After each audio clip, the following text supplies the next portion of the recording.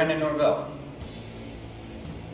His simple ideology and passionate lifestyle have coalesced to make me believe him worthy of the title of the fully realized man. Please enjoy. It's good to be with you today, Brandon. I'd just like to start out with you telling us a bit about yourself, where you're from, where you've been, your formal education, or anything else you find significant. Well, I was born and raised in Tahunga, right here, and we still are. Los Angeles is a great city, and I'm glad to have grown up in sunny Southern California. I was raised in the church.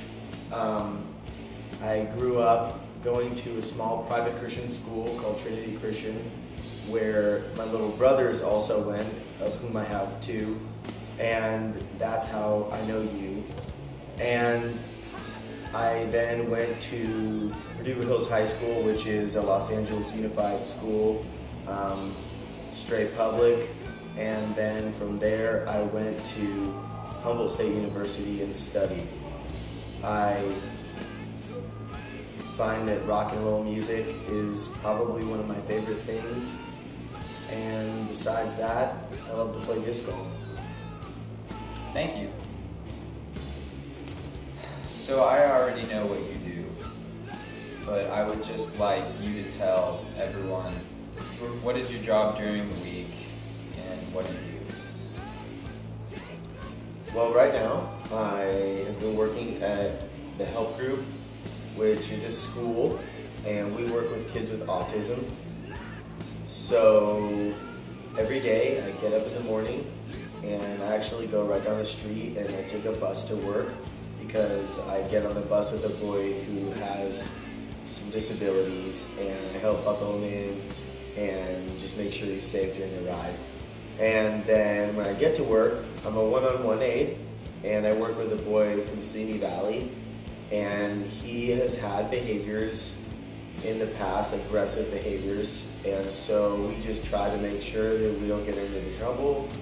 And we work in a classroom with other adults and students and a teacher, and we go on field trips, and we work at Sharky's next door, and we do coloring pages, and we have an art class and music class, and we play on the playground, and then he goes home and I go back home on the bus, and that's my job. Very nice.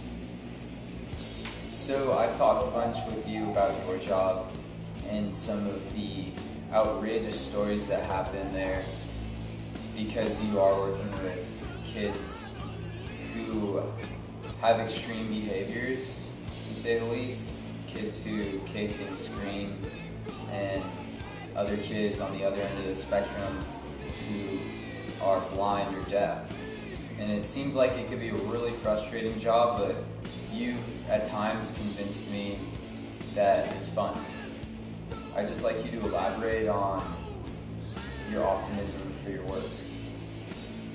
Well, I guess that when I go to work every day, I really try to remember that what I do there is that I work with people, and that people are all always the same in so many ways, and that all of us get mad for the same reasons, and we get sad for the same reasons, and we hurt for the same reasons.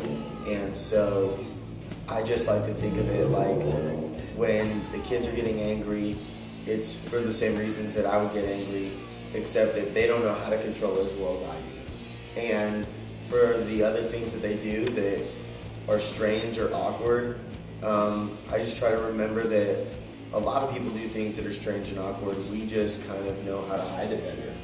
And that I have a good time because I just think life is something that doesn't have to be serious all the time. And there's a time and a place for everything. But when I'm at work and the kids are doing things that other people like to get mad at, I just kind of let it roll and try to smile. Right on. I would like to Alright, define vocations for everyone with my handy dandy American Heritage Dictionary. Always gotta have one of these on hand.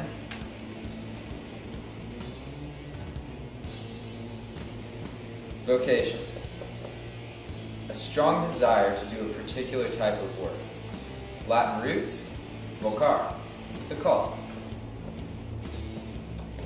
Now that said, I would just like to say that I know you pretty well, and that I've known you since about as far back as I can remember. And I just know that you're a very patient guy who pays attention to the details and sees in between the lines. And I would just like to ask you if you feel that your job is what you're meant to do. Your call. Yes. I would have to say that my job right now, that it fits so well into the way that I see my life, it would have to be something like my calling. And I just like the fact that my job is something that I can get up every day and go work with people and serve and feel like that what I'm doing is really helping. And I try and do it in a cheerful manner and make sure that I'm having fun and other people are having as much fun as we can with a job that can sometimes be really frustrating, but ultimately it's something that is paid for, not just in. This project is about fully realized human beings and how they come about their lives and vocations specifically. So I would like to hit upon the point that any person can be fully realized. You don't have to be famous. You don't have to do something that no one else has done. An average person on the street can be a fully realized person. I think Brandon serves testament to that. Understanding is what is the basis for being fully realized, in that understanding yourself, understanding others, understanding the environment which you're in.